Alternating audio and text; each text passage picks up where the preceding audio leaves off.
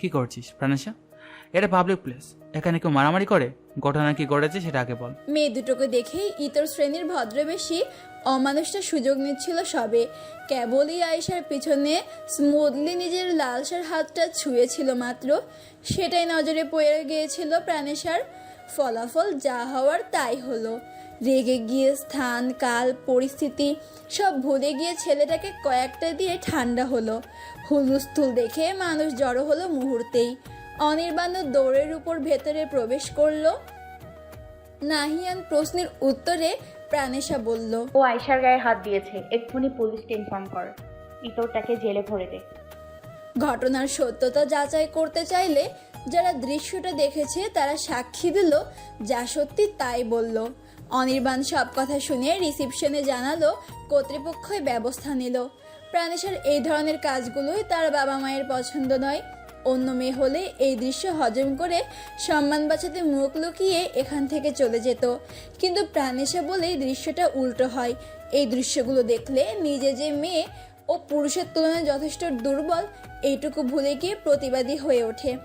আশ্চর্যজনকভাবে অনির্বাণ আজ আবিষ্কার করলো, 10 জনের মধ্যে একজন যদি এরকম না হয় সময় মতো অন্যায়ের প্রতিবাদ হবে না। এখানে তো কত পুরুষ ছিল, তাদের ভাইরাও ছিল, কেউ দেখেনি দৃশ্যটা, দেখলেও প্রতিবাদ করেনি। অথচ তার বউ সব কিছু দেখে ফেললো, সঙ্গে সঙ্গে ছুটে এসে প্রতিবাদও করলো।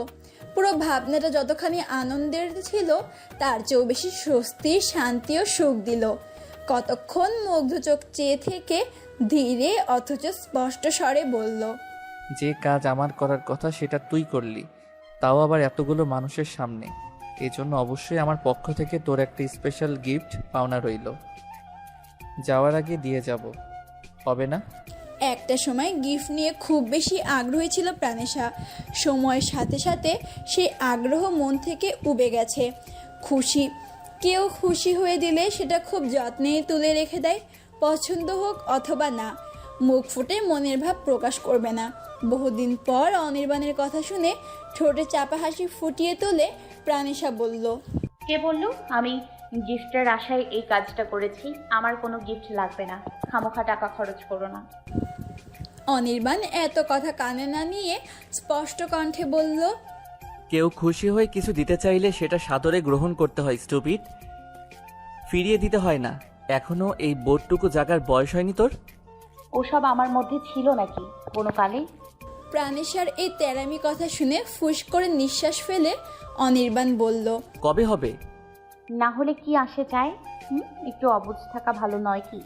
সময় থেমে থাকে না প্রাণ, একটা সময় বয়স বাড়বে, চুল পেকে যাবে, বাচ্চা কাচ্চা থেকে নাতি নাতনিও আসবে।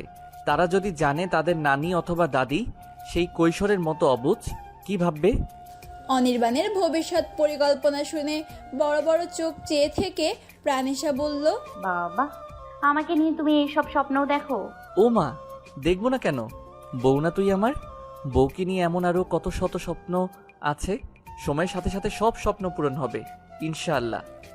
প্রাণেশা মুখ ভেঙচিয়ে বলল, কচু হবে তোমার সাথে থাকলে তো আমি তুই থাকবি, তোর ঘাড়ও থাকবে। বললেই হলো, জোর করবে নাকি তুমি? অনির্বাণ চওড়া হাসি দিয়ে বলল, না, যে গিফটটা দেব এরপর তুই নিজেই বলবি আমাকে ছেড়ে যেও না অনি। শক্ত চোখে চেয়ে টি শার্টের হাত গুটিয়ে কনুইয়ের কাছে আটকে রেখে এক পা দু পা করে অনির্বাণের মুখোমুখি দাঁড়িয়ে তাকে ভয় দেখাতে চাইল প্রাণেশা, ঘাবড়ে দিতে চাইল, কিন্তু অনির্বাণ অনড়, তার ঠোঁটের কোণে শয়তানি হাসি। প্রাণেশা সেই হাসি দেখেও দমে গেল না, একদম কাছে গিয়ে বলল, মরার শখ জাগলে সিলিং ফ্যানে ঝুলবো, তাও তোমার গলায় ঝুলবো না, বুঝেছো? অনির্বাণ এই কথাকে পাত্তা না দেওয়ার ভান করে কাঁধ নাচিয়ে বলল, ঝোলা ঝুলি আর বাকি রাখলি কই সোনা? অলরেডি ঝুলে আছিস। দাঁত কিরমির করে প্রাণেশা বলল, কি বললে তুমি? আমি তোমার গলায় ঝুলেছি? তোমার মতো ঝোগরুটের গলায় যে ঝুলবে সে পাগল, তার 14 গোষ্ঠীর সবাই পাগল। কথাটা কিন্তু ঘুরে ফিরে তোর দিকেই যাচ্ছে। ওদের এই অকারণ কথা কাটাকাটি আরও দীর্ঘক্ষণ চলতো, কিন্তু খাবার চলে আসার কারণে কেউ আর কথা বাড়ানোর সুযোগ পেল না। মাইশা প্রায় টেনে এনে প্রাণেশাকে চেয়ারে বসিয়ে বলল, বাচ্চা কাচ্চা নাতি নাতনি নিয়ে প্ল্যানিং পরে করো, আগে এখানকার ঝামেলা শেষ করো। চারপাশের পরিস্থিতি খেয়াল করে মেজাজের ওঠানামা সামলে নিল প্রাণেশা। চেয়ারে বসে বড় বড় করে শ্বাস টেনে প্রথমে একটু শান্ত হওয়ার চেষ্টা করলো। এরপর আস্তে ধীরে পাশে বসে থাকা রামিসার দিকে তাকিয়ে মাথায় হাত বুলিয়ে বলল, কি খাবি? রামিসা ও রাদিন আইসক্রিম পছন্দ করে বেশি। কাচ্চির সাথে সবার পছন্দের স্যুপ, জুস ও বাচ্চাদের জন্য আইসক্রিম অর্ডার দিয়েছিল নাহিয়ান। সবার প্লেটে সে নিজেই কাচ্চি তুলে দিল। প্রাণেশা বলল, তোরা শুরু কর, আমি ওকে খাওয়াচ্ছি। টেবিলে থাকা ন্যাপকিন তুলে রামিসার পায়ের ওপর রেখে নেককারচিফ গলায় ঝুলিয়ে চামচের সাহায্যে অল্প স্বল্প কাচ্চি বোনের মুখে তুলে দিল প্রাণেশা। যত রাগ দেখাক, বকাবকি করুক, দিন শেষে ওদেরকে নিজের আত্মারও আপন ভেবে যত্ন নেয় সে। তখন বাচ্চা দুটোও শাসনের দিক ভুলে গিয়ে আদরটাকে উপভোগ করে বেশি। খেতে খেতে মাথা দুলিয়ে কিছু একটা গল্প করছিল রামিসা। প্রাণেশা শুনছিল আর হাসছিল। বাকিরা সবাই খাওয়া শুরু করলেও অনির্বাণ চুপ হয়ে বসে দুজনকে দেখছিল। পরপর কয়েকটা দৃশ্য আজকে তার চোখে বারবার মুগ্ধতা এনে দিচ্ছে। অথচ এই প্রাণেশাকে দেখে কোনোদিন মনে হয়নি তার এত কিছু গুণ আছে যেটুকু একটা মানুষকে প্রবলভাবে টানতে পারে। সবসময় মেয়েদের মধ্যে মেয়েলি গুণাবলী খুঁজে অভ্যস্ত হওয়া মানুষটাও হুট করে যদি মনের চোখ দিয়ে প্রাণেশাকে দেখে, বিস্ময়ের সাথে সাথে মুগ্ধতাও এসে ভর করবে চোখে, যেমনটা আজ তার হচ্ছে। নিজের বৈধ স্ত্রী বলেই হয়তো একটু বেশিই দেখছিল সে। দেখতে দেখতে আবিষ্কার করলো তখনকার তুলনায় প্রাণেশা এখন যথেষ্ট প্রান্তবন্ত। কিছুক্ষণ আগেও যে মেয়ে মন খারাপ ও গাম্ভীর্যের আড়ালে নিজেকে লুকিয়ে রেখেছিল, এখানে সে শান্ত, চটপটে ও ফুরফুরে মেজাজে আছে। আর এসব ভাবনায় তার মনে অনেক প্রশ্নের জন্ম দিল। উত্তর খুঁজতে গিয়ে আবিষ্কার করলো সব মানুষের নির্দিষ্ট একটা কমফোর্ট জোন আছে। চলাফেরা, ব্যবহার ও নিজেকে মেলে ধরার আলাদা এক বৈশিষ্ট্য আছে, যেটুকু ব্যবহার করে একটা মানুষ স্বাচ্ছন্দ্য জীবন কাটাতে পছন্দ করে। এই বৈশিষ্ট্যের বাইরের ব্যক্তি চলে গেলে যেমন তার মনের পরিবর্তন ঘটে, তেমনই মেজাজেরও পরিবর্তন চলে আসে। প্রাণেশার ক্ষেত্রেও তেমনটা ঘটেছে। এখন সে নিজের স্বরূপে আছে বলেই তাকে এত স্নিগ্ধ ও শান্ত লাগছে। আর এইটুকুই তার সৌন্দর্য, তার ব্যক্তিত্ব। সব ভাবনাদের থামিয়ে সে ছুরি দিয়ে কাচ্চির ওপরে থাকা মাংসের পিস অল্প কেটে চামচের সাহায্যে সেটা মুখে তুলে মুচকি হেসে বলল, ওকে না খাইয়ে আমাকে খাওয়ালেও তো পারিস, সওয়াব হবে। সঙ্গে সঙ্গে হাতে থাকা ছুরিটা হাত দিয়ে ঘুরিয়ে প্রাণেশা বলল। এটা দেখেছো? অনির্বাণ একই মেজাজে বলল, হ্যাঁ দেখেছি। একদম গলায় বসাবো। ক্ষতি তোরই হবে, নাতি নাতনি আসার আগেই দাদাভাই অক্কা পাবে। সেটাই ভালো হবে। তুই যে বিধবা হয়ে যাবি তার বেলা। আমাকে নিয়ে তোমার এত ভাবতে হবে না। না ভাবলে চলে, একটা মাত্র বউ আমার। প্রাণেশা বিরক্ত হলো। সুযোগ পেলেই বউ বউ করছে, কেমনটা লাগে। দাঁতে দাঁত চেপে বলল, বারবার বউ ডাকবে না, শুনলে মেজাজ খারাপ হয়ে যায়। যখন তখন যে কোনো কিছু নিয়ে এদের মধ্যে তর্ক শুরু হলে সেই তর্ক আর থামতে চায় না। ভাই বোন এটা খুব ভালো জানে। ওদের থামাতে রাফিয়ান বলল, দুলাভাই, খাবার মুখে নি আর একটা কথা যদি বলেছো। কি বলবে ভেবে পেল না রাফিয়ান। অনির্বাণ বলল, কি করবি রে শালা? শালা? রাফিয়ান ভাবলো গালি দিয়েছে। শব্দটা উচ্চারণ করে থেমে গেল। আয়শা, মাইশা ও নাহিয়ান মিটমিটিয়ে হাসছে। নিজের পাতা ফাঁদে নিজে পড়ে রাফিয়ান বুঝলো শালা দুলো ভাই চক্করটা খুব একটা সুবিধার নয়। এই শালা শব্দটা বেশিরভাগ সময় আমজনতা গালি হিসেবে ব্যবহার করে। নিশ্চুপে যখন এসবই ভাবছিল, তাকে জব্দ করতে অনির্বাণ আবারও বলল, কি ব্যাপার শালা বাবু, মুখটা বাংলার পাঁচ হয়ে গেল কেন? কাচ্চি ভালো হয়নি, আরেক প্লেট দেই। বাড়িতেও নিয়ে যাব। আগামী এক সপ্তাহ দিন 3 বেলা দুলাভাই জোপে জোপে তুই শুধু এই কাচ্চি খাবি, পারবি না? দুলা ভাই ডাকটা যেমন তেমন, শালা ডাক খুবই অস্বস্তিকর। এই ডাক শুনে মেজাজ খারাপ হয়ে যাওয়াতে দ্বিতীয় কোনো কথা বলল না রাফিয়ান। মুখ নামিয়ে চুপচাপ কাচ্চি খাওয়ায় মনোযোগ দিল। আশ্চর্য, শালা ডাক শুনে তার মেজাজ এত খারাপ হচ্ছে কেন? রাত 11টায় বাড়ি ফেরার পর প্রাণেশিয়াকে ঘরোয়া পোশাকে দেখে সবাই যার পরনায় হতাশ, কণ্ঠে আফসোস ও দুঃখ। মেয়েটার মানুষ হলো না। সবার এত কথার মধ্যে রূপকথার ঠোঁটে স্বস্তির হাসি। অনির্বাণের ইচ্ছা শুনে শাড়ি পরার জন্য জোর করেছিল সে, কিন্তু সে জানতো দিন শেষে প্রাণেশা যে পোশাকে কমফোর্টেবল সেটা পরেই স্বস্তি খুঁজতে যাইবে। এই জন্য টি শার্ট আর জেগিংসের উপরেই সেফটি পিন দিয়ে ফিটিং করে শাড়ি পরিয়ে দিয়েছিল সে। দল বেঁধে সবাই তখন ঘরে প্রবেশ করে যে যার রুমে চলে গেল। তখন প্রাণেশাও সবাইকে এক নজর দেখে ধীর গতিতে ঘুমন্ত রামিসাকে কোলে নিয়ে ছোট চাচুর ঘরের দিকে পা বাড়া ড্রয়িং রুমে বসে চার ভাই গল্প জমিয়েছিল। প্রাণেশের বাবা শেখ সামিউল আলম ঘরে ফিরে শুনেছিল মেয়ে শাড়ি পরে বাইরে গিয়েছে, তাও আবার অনির্বাণের ইচ্ছেতে। স্বস্তি পেয়েছিলেন। এখন মেয়েকে এই পোশাকে দেখে রাগান্বিত দৃষ্টিতে স্ত্রীর দিকে তাকিয়ে গলা উঁচিয়ে বললেন, তুই কি সবসময় এমনই থাকবি? বাড়ির কারো কথা, কারো ইচ্ছের মূল্য দিবি না? কারো কথার কোনো দাম নেই তোর কাছে? এটা কি ধরনের উচ্ছৃঙ্খল জীবনযাপন প্রাণেশা? সিঁড়িতে পা রেখে ওখানেই দাঁড়িয়ে গেল প্রাণেশা। পিছন ফিরে বাবার দিকে তাকিয়ে বলল, এটা উচ্ছৃঙ্খল জীবনযাপন? সুশৃঙ্খল জীবনযাপন কিভাবে হয় জানো তুমি? পারো তো শুধু দাম্ভিকতা ও গায়ের জোর দেখাতে, স্ত্রীর শরীরে আঘাত করতে। যে পুরুষ নিজের স্ত্রীকে সম্মান দিয়ে কথা বলতে জানে না, তার কাছে থেকে সুশৃঙ্খল জীবনযাপন কিভাবে শিখবো? সামিউল আলমও প্রচণ্ড রেগে গিয়ে সোফা ছেড়ে মেয়ের মুখের সামনে দাঁড়িয়ে কোমরে হাত রেখে শক্ত কণ্ঠে বললেন, বেয়াদব মেয়ে, মুখে মুখে তর্ক করছিস, ঠ্যাং ভেঙে ঘরে বন্দি করে রাখবো। এরপরেই বড় ভাইয়ের দিকে তাকিয়ে বললেন, দেখছো ভাইজান, আদর দিয়ে মাথায় তোলার পরিণাম কি? প্রাণেশাও দমে গেল না, মুখের ওপর বলল, মিথ্যে বলো না বাবা। আদর অন্য সবার বেলায় থাকলেও আমার বেলায় অত্যাচার ছিল। যা কিছু আমি পারি না, যা কিছু চাই না, সবটাই তুমি আমার ওপর চাপিয়ে দিয়েছো। তবুও তোমাদের মন রক্ষা করে চলতে গিয়ে আমার জীবনের ইচ্ছে স্বপ্নগুলোকে গলা টিপে মেরে ফেলেছি, তাও তুমি খুশি হওনি? শফিউল আলম ভাইয়ের এই রাগ ও মেজাজে ভীষণ বিরক্ত। অতিরিক্ত আদর ও শাসন কখনোই ভালো ফল বয়ে আনে না। আদর শাসন নির্দিষ্ট পরিমাণের চেয়ে বেশি হয়ে গেলে ছোটরা বকে যায়। তিনি বাবা মেয়ের মাঝখানে প্রবেশ করতে চাইছিলেন না, শুধু দূর থেকে বললেন, তোকে অনেকবার বলেছি সন্তানদের সাথে এমন ব্যবহার করিস না। আদর দিয়ে বোঝালে যে ওর কথা মেনে নেবে, সেটা তুই চড় থাপ্পড় দিয়ে মেরে করাতে চাস। মেয়ে বড় হয়েছে, বিয়েও হয়েছে, এখন আর তাকে এইভাবে শাসন করার প্রয়োজন দেখছি না। যদি ওর চলাফেরা নিয়ে কারো কিছু বলার থাকে, সেটা অনি বলবে, আর কেউই না। বাবা যে গুটি কেন তার দিকে দিলেন, প্রথমে সেটা না বুঝলেও বাবা মেয়ের এই তর্কাতর্কি শেষ পর্যন্ত তাহমিদা আহমেদের জন্য বিপজ্জনক হতে পারে এইটুকু কেউ না বললেও বাবার নিশ্চুপ ও শান্ত শীতল চাহনি দেখেই বুঝে নিল অনির্বাণ। খাবারের প্যাকেটগুলো টেবিলে রেখে মেজো চাচ্চু সামিউল আলমের সামনে এসে বলল, তুমি ওকে কিছু বলো না চাচ্ছু। ও যদি এভাবে থেকে স্বস্তি পায়, থাকতে দাও।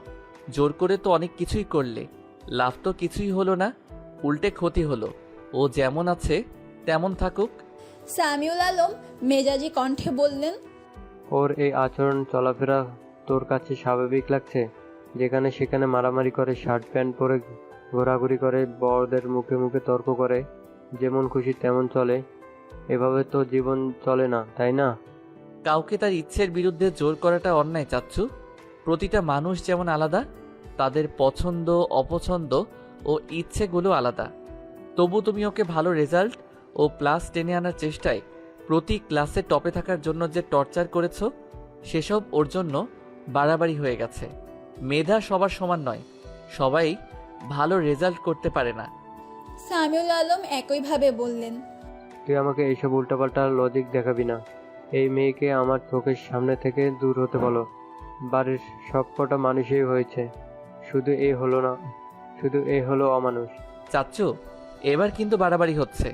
আমাকে মেজাজ দেখাবি না, এখনো সময় আছে। ওকে বোঝা, মেয়ে হয়ে জন্মেছে, মেয়ে হয়ে থাকুক। বাহাদুরি সব জায়গায় খাটে না। যদি অন্য সবার মতো শান্তশিষ্ট জীবনে ফিরে না আসে, আমি ওকে এই বাড়ি থেকে বের করে দিব।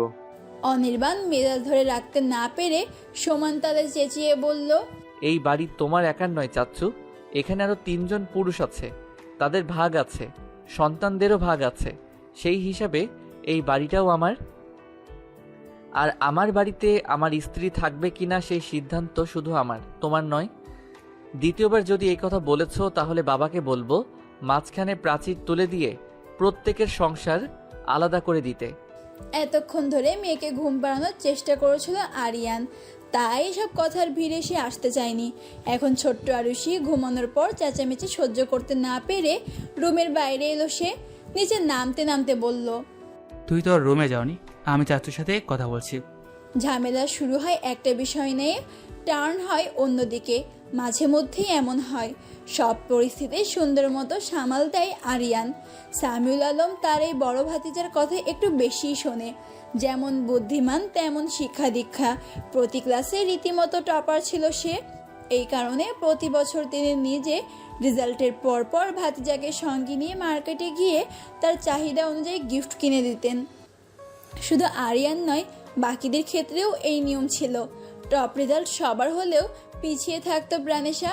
প্রতি বছর সবাই যখন দারুণ দারুণ গিফট পেত, পছন্দের computer, video game, laptop, mobile phone সহ আরও অনেক নাবি দাবি উপহার পেত, তখন ঘরের এক কোণে শূন্য হাতে বসে থেকে শুধু চোখের পানি ফেলতো প্রাণেশা।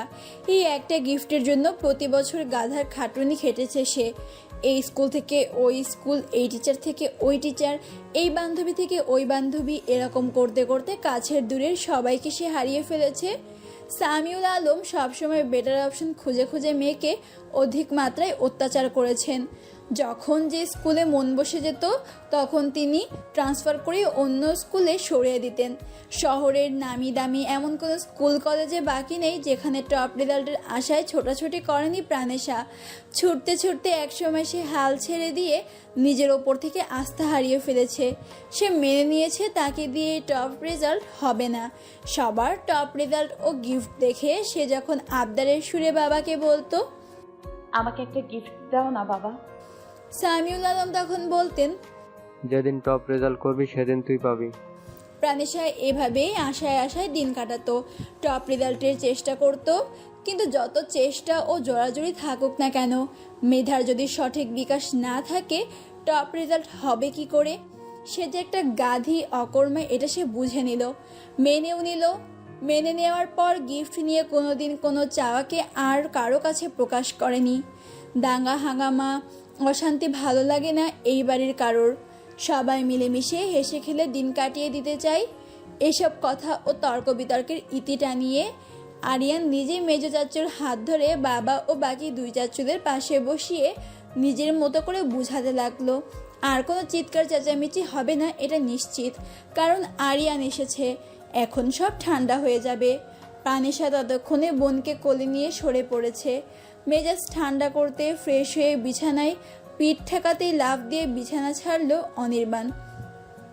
একটা গন্ধ নাকে এসে লাগলো।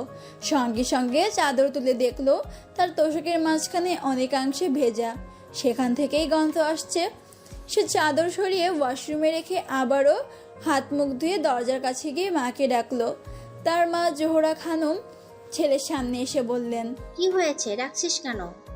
অনির্বাণ বলল, আরুষি আমার রুমে এসেছিল। জোহরা খানম জিহ্বায় কামড় দিয়ে বললেন, তোকে বলতে ভুলে গিয়েছিলাম, তোরা যাওয়ার পর ও যখন সারা ঘর জুড়ে ছোটাছুটি করছিল, এক ফাঁকে তোর বিছানায় এসে নাচানাচি করছিল, তখনই 12টা বাজিয়ে দিয়েছে। মায়ের বলার ধরনে হেসে ফেলল অনির্বাণ। বলল, ও আচ্ছা, তুমি দরজা আটকে দাও, আমি গেস্ট রুমে যাচ্ছি। ইন্নানিল্লাহি, গেস্ট রুমে থাকবি কেন? আজকের জন্য প্রাণেশের রুমে যা, কাল আমি তোষক শোকানোর ব্যবস্থা করব। আমি গেস্ট রুমে যাচ্ছি মা, তুমি এক কাপ কফি পাঠাও, ভীষণ মাথা ধরেছে। প্রাণেশার রুমে থাকা অসম্ভব বলেই মায়ের কথা এড়িয়ে গেল অনির্বাণ। হাঁটতে হাঁটতে গেস্ট রুমে গিয়ে চোখের চশমা খুলে আধশোয়া হয়ে বালিশে পিঠ ঠেকালো। কয়েক মিনিট পর দরজায় নক হলো। চোখ মেলে সামনে তাকিয়ে দেখলো দরজার কাছে প্রাণেশা দাঁড়িয়ে আছে। স্বেচ্ছায় যে আসেনি সেটা তার মুখ দেখেই বুঝলো। অবাক হয়ে বলল, তুই এখানে? প্রাণেশা উত্তর দিল, তোমার বউয়ের রুমটা তো ফাঁকাই আছে, ওই রুম থাকতে গেস্ট রুমে কেন ঘুমাবে? মানে কি? মানে হচ্ছে বড় চাচির কড়া আদেশ, শুধু আজকের জন্য তোমাকে যেন আমার রুমে নিয়ে যাই, তাতেই হবে না। তোমার মাথাটাও যেন টিপে দেই, এরকম একটা হুকুম এসেছে। মায়ের আদেশ ও হুকুম দেখে ডাকতে এসেছিস, নয়তো আসতি না। এত কথা জানি না আসবে কি না, আসবে নাকি দরজা আটকে দিব। তোর যা খুশি তুই তাই কর। এই বলে বালিশে মাথা ঠেকিয়ে চোখ বন্ধ করে রইল অনির্বাণ।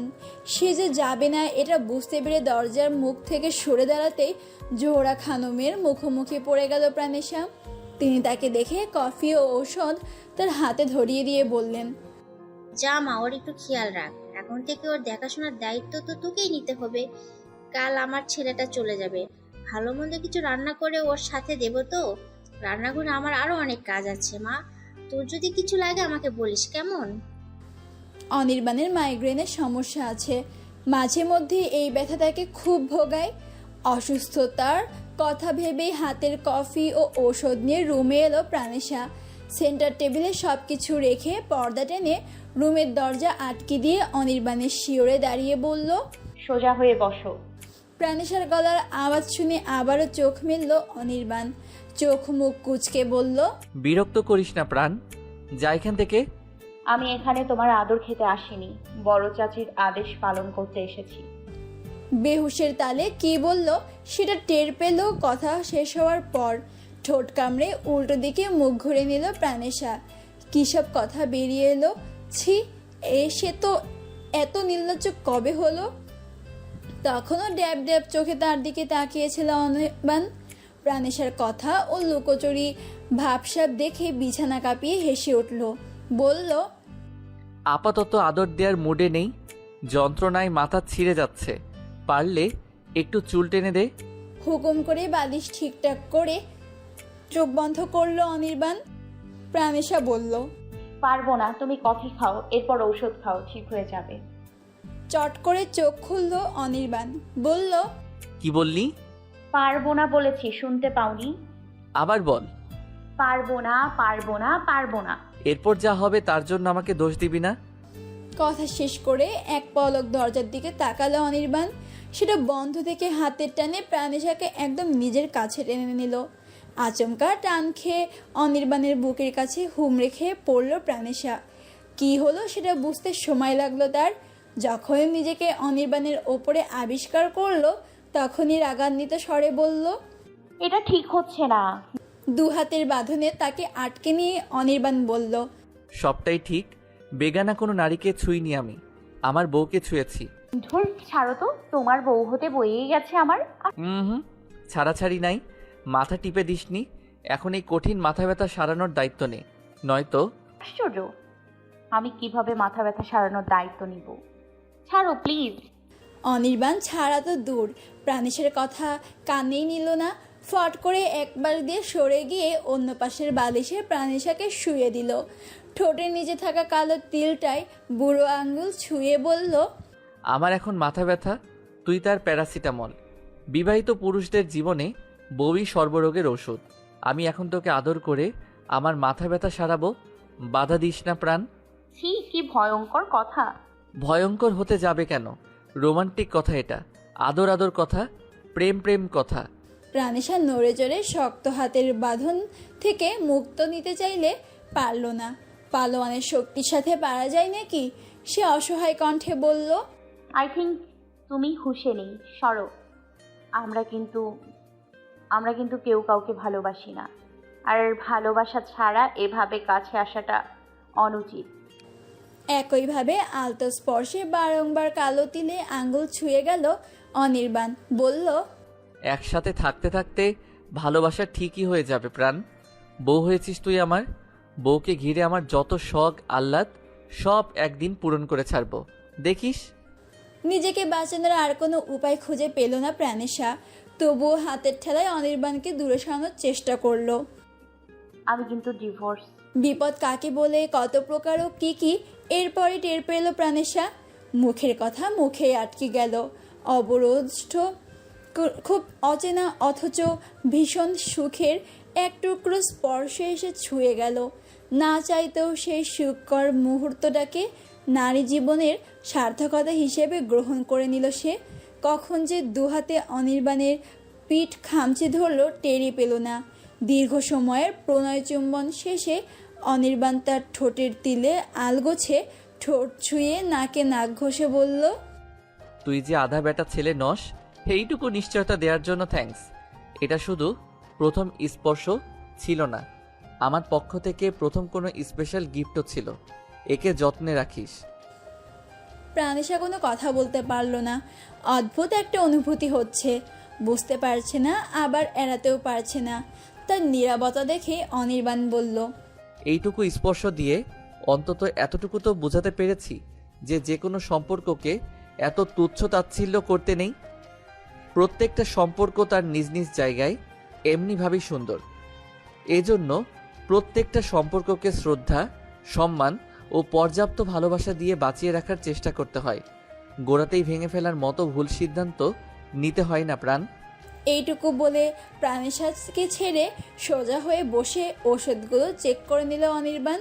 প্রাণেশা বিছানা ছেড়ে নেমে রেগেমেগে অস্থির হয়ে পেছনে দাঁড়িয়ে গতকালকের মতো আজও অনির্বাণের চুলগুলো মুঠোবন্দি করে জোরে সোরে ঝাঁকুনি দিয়ে বলল, তুমি একটা অসভ্য, অভদ্র, সুযোগ সন্ধানী।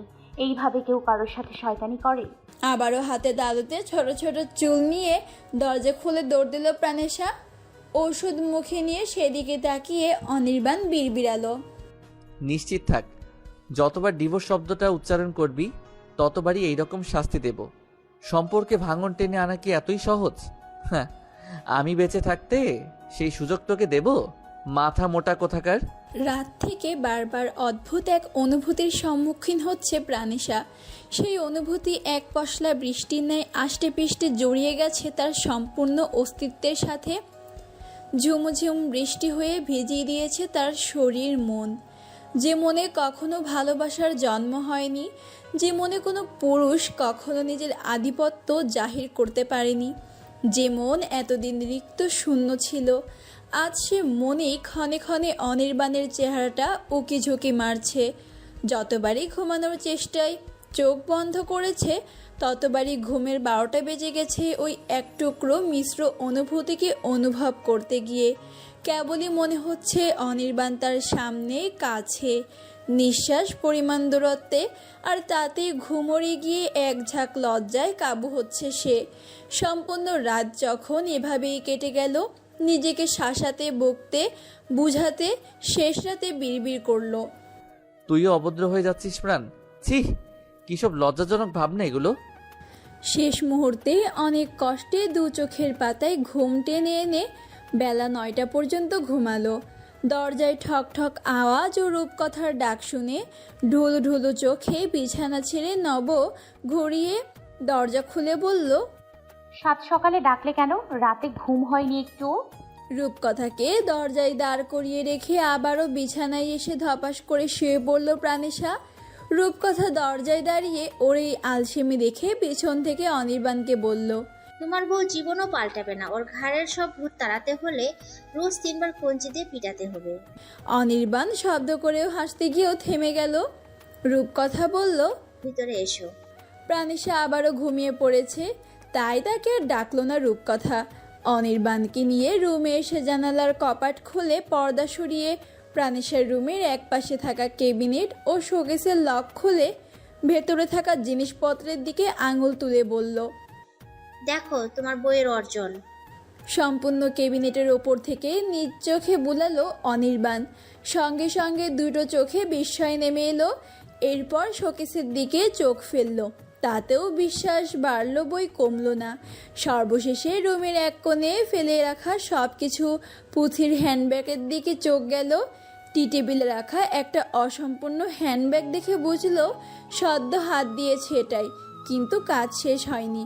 বিস্ময় নিয়ে সে যখন সব কিছুতে চোখ বোলাচ্ছিল, রূপকথা ফের ক্যাবিনেটের ভেতর থেকে খয়েরি ও সোনালি রঙের 10 থেকে 15 ক্রেস্ট বের করে একটা অনির্বাণের হাতে ধরিয়ে দিয়ে বলল, এগুলো সব ক্রীড়া প্রতিযোগিতার অংশগ্রহণ করে পেয়েছে। যখনই কোনো খেলায় অংশগ্রহণ করত, ফার্স্ট, সেকেন্ড, থার্ড হতোই। বিস্মিত চোখে ক্রেস্টে চোখ বুলালো অনির্বাণ। তাতে লেখা 21শে ফেব্রুয়ারিতে মঞ্চনাটকে অভিনয় করে সেরা অভিনেত্রী হওয়ার প্রথম পুরস্কার এটা। তখন প্রাণেশা অষ্টম শ্রেণীতে ছিল। এইভাবে 26শে মার্চ, 15ই আগস্ট ও 16ই ডিসেম্বর অনুষ্ঠিত এক একটা ক্রীড়া প্রতিযোগিতা, মঞ্চনাটক, নৃত্য ছাড়াও ক্রিকেট, ব্যাডমিন্টন সহ নানা জাতের খেলায় অংশগ্রহণ করে বিজয়ী হওয়ার প্রাইজ, সাথে কিছু মেডেল। সব শেষে দেখলো বিতর্ক প্রতিযোগিতায় অংশগ্রহণ করে প্রাণেশের অর্জিত সেই চ্যাম্পিয়ন ট্রফি হাতে নেওয়ার পর তার মনে হলো এই জীবনে এতগুলো অর্জন তার কখনো হয়নি। পড়াশোনা বাদে অন্য কিছু দেখে মনোযোগ দেওয়ার সময় হয়নি তার। অথচ প্রাণেশা জীবনে কত প্রতিযোগিতায় অংশগ্রহণ করেছে, যতবার অংশগ্রহণ করেছে হাত ভরা পুরস্কার নিয়ে ফিরেছে। সব কিছু দেখা শেষ হলে রূপকথা বলল,